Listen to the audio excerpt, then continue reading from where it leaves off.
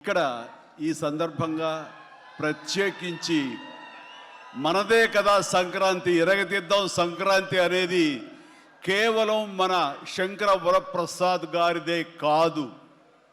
ఈ సంక్రాంతి మొత్తం మన తెలుగు పరిశ్రమది అవ్వాలని మనస్ఫూర్తిని కోరుకుంటున్నాను.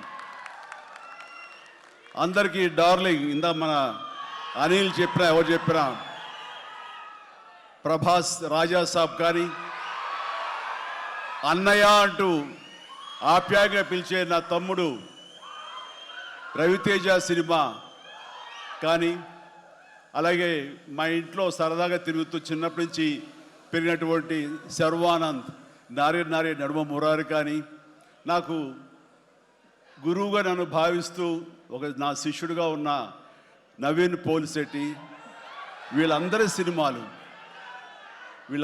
సినిమాలు కూడాను ఈ సంక్రాంతికి సూపర్ హిట్ అవ్వాలని, తద్వారా వాళ్ళకి విజయం లభించడమే కాదు, తెలుగు సినిమా పరిశ్రమకు, నిర్మాతలకు, బయ్యర్లకి వీళ్ళందరూ కూడా సుభిక్షంగా ఉన్నప్పుడే అదే నిజమైన సంక్రాంతి.